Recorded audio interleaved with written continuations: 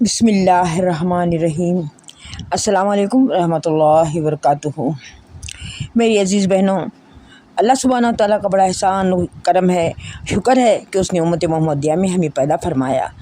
نہ ہم نے کوئی اس کے لیے عرضی دی تھی اور نہ دعا کی تھی کہ مسلمان گھرانوں میں پیدا کیے جائیں، بس اللہ کے کرم سے پیدا ہو گئے۔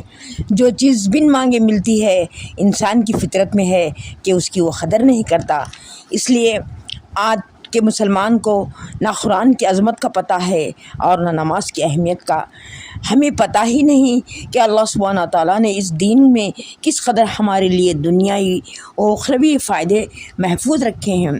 ایک وضو ہی کو لے لیں، اس کی افادیت معلوم ہو جائے تو عقل حیران رہ جائے گی۔ ایک بار ایک صحابی رضی اللہ تعالیٰ آ کر حضور پاک صلی اللہ علیہ وسلم سے کہنے لگے کہ میں بے روزگار ہوں، تنگ دست ہوں، کوئی وظیفہ بتا دیں۔ تو آپ صلی اللہ علیہ وسلم نے لمبے چوڑے وظیفے نہیں بتائے، بلکہ آپ نے ارشاد فرمایا ہمیشہ باوضو رہا کرو، اللہ تیری روزی بڑھا دیں گے۔ ماشاء اللہ۔ ایک واقعہ یوں آتا ہے کہ ایئرپورٹ کے واش روم میں ایک مسلمان ڈاکٹر واش بیسن میں وضو کر رہے تھے کہ قریبی ایک امریکن اپ ٹو ڈیٹ کھڑا غور سے ان کی حرکات و سکنات کا جائزہ لے رہا تھا۔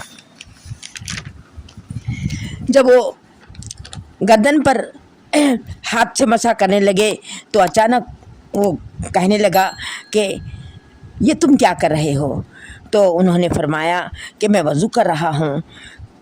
یہ تم گردن پر اس طرح کیوں ہاتھ پھیر رہے ہو؟ انہوں نے کہا وضو میں گردن کو اس طرح کرنا مسح کہلاتا ہے۔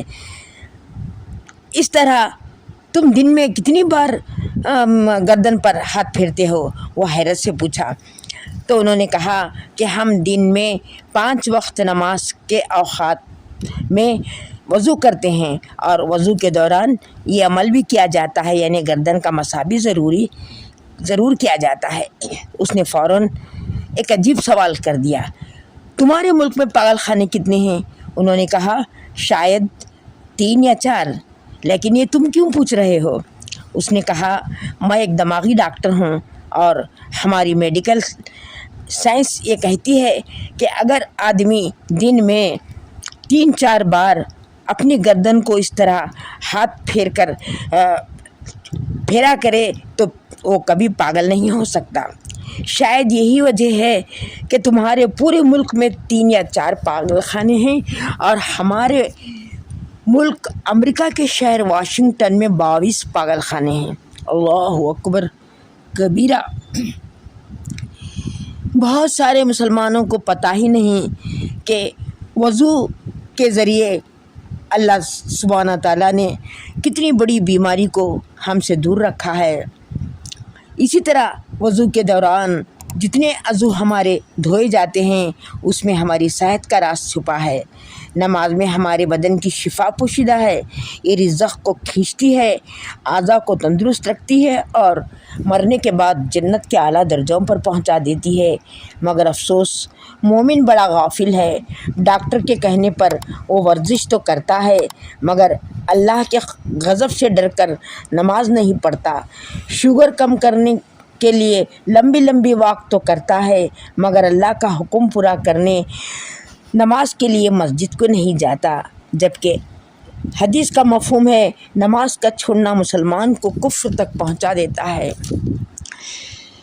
آج مسلمان روزی کے لیے پریشان ہیں مگر باوضو رہنے تیار نہیں، اپنے گھروں کو گانے باجے سے آباد کر کے شیطان کا اڈا بنا رہے ہیں۔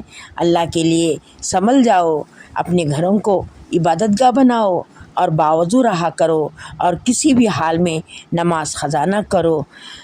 انشاءاللہ اللہ تبارک تعالیٰ اس کی فضیلت سے ہمیں ڈاکٹروں کے بڑے دواخانوں سے محفوظ رکھیں گے اور یہ ڈاکٹروں کے بڑے دواخانے بھی بند ہونے شروع ہو جائیں گے۔